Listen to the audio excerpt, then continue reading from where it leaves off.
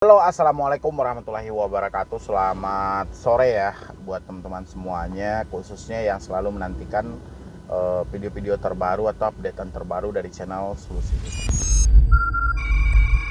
Makasih ya buat teman-teman semuanya yang sudah mau mensupport dan mendukung. Tadi saya sudah sempat membahas tentang aku laku ya, yang tentang kekurang ajaran dari DC-nya, cara DC-nya menagih, mengikut sertakan anak-anak gitu kan, yang nggak ada hubungannya dengan konsep-konsep itu kan. Tapi entah kenapa ini, entah ada apa dari aku laku kok bisa seperti itu ya.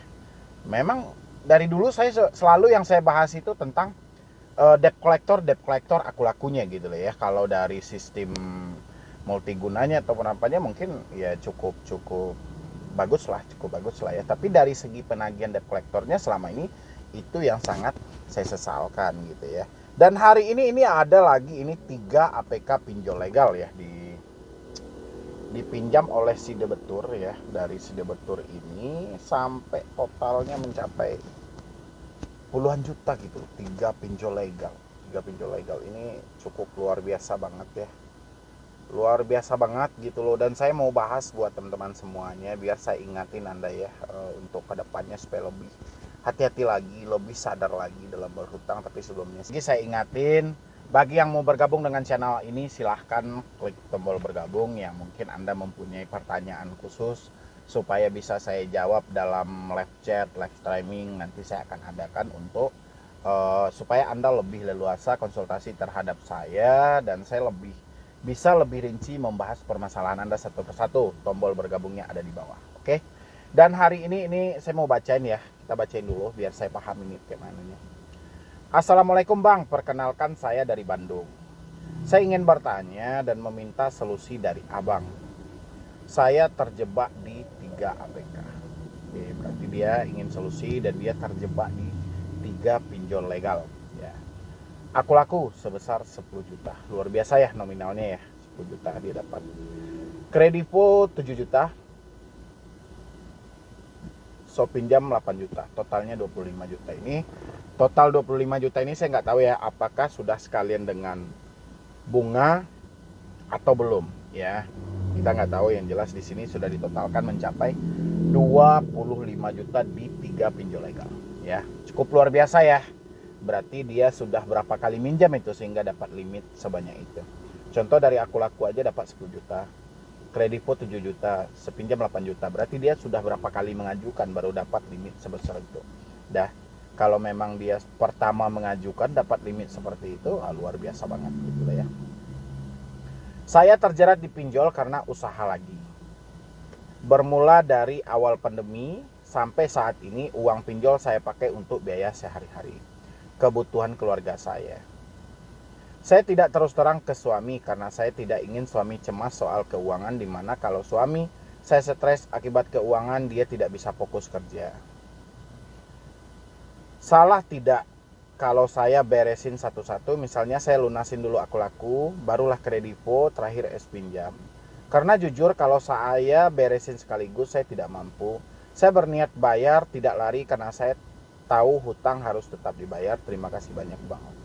Ya memang gitu loh. Jadi di sini dia meminjam itu karena suatu kebutuhan ya, untuk menyambung hidup sehari-hari. Tapi sangat disayangkan ya, ini lebih ke kebutuhan konsumtif. Sedangkan kita gunakan untuk kebutuhan produktif aja ya, itu kita masih kalah gitu loh. Duitnya itu kita putarin untuk usaha, kita tetap masih kalah. Ditambah ini digunakan untuk kehidupan sehari-hari, menyambung hidup buat makan, otomatis uang yang mati ya, uang tidak berputar ya. Oke, habis itu yang jadi pertanyaan dia tidak mampu jujur kepada suami. Oke, saya nggak ada masalah soal itu ya, sejauh Anda bisa mengkaper permasalahan di dalam rumah tangga Anda. Yang saya takutin nanti Anda tidak jujur dengan suami, tiba-tiba suami melihat banyaknya transaksi dari istrinya, malah menimbulkan suatu kecurigaan. Nanti dibilangin si istri ada pria idaman lain atau apa gitu kan.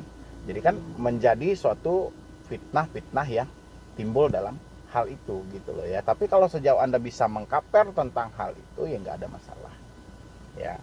Dan habis itu di sini Dia mau fokus aja, dia pengen melunasin dulu satu-satu. Ya kalau memang kita berhutang ya memang seperti itu. Kecil hutang itu akibat dicicil, ya. Kecil ansuran itu karena kita selalu mencicilnya gitu. Utang sekaligus ya nggak ada. Ya kalau kita mampu untuk sekaligus ya kita jangan berhutang lah, berarti kita mampu itu namanya. Ya hutang itu lunasnya karena dicicil, kecil hutang itu karena diansur, ya. Jadi memang harus satu-satu dulu. Ya, tapi di samping itu kita juga mempunyai resiko-resikonya. Resikonya adalah mungkin akan ada denda yang terus meningkat, ya, tapi nggak ada masalah. Coba Anda negosiasikan hutangnya supaya jelas ini ya. Nanti Anda negosiasi misalnya pinjol dari aku laku Anda minjam 10 juta, yang Anda terima berapa nih? Atau Anda menyanggupi dengan 10 juta dan berharap dulu untuk sementara, jangan ditambah dulu dengan dendanya buat ke depan. Itu harus kita bangun komunikasi yang lebih jelas lah dengan pihak-pihak yang berkait. Kredivo juga seperti itu, ya.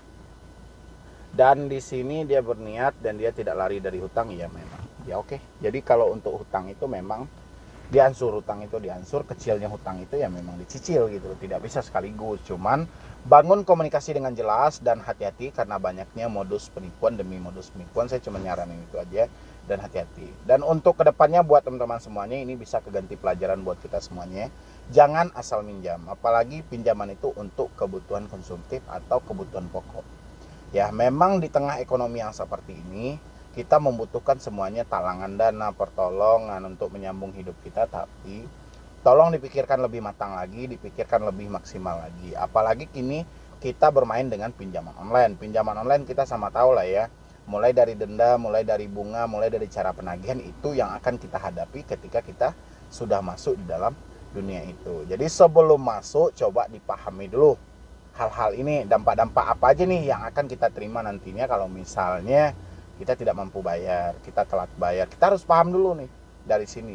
Dan untuk ibu ini boleh aja diberesin satu-satu dulu, tapi ingat bangun komunikasi yang lebih jelas. Apalagi itu Anda pengen membayarnya secara online ya, secara online.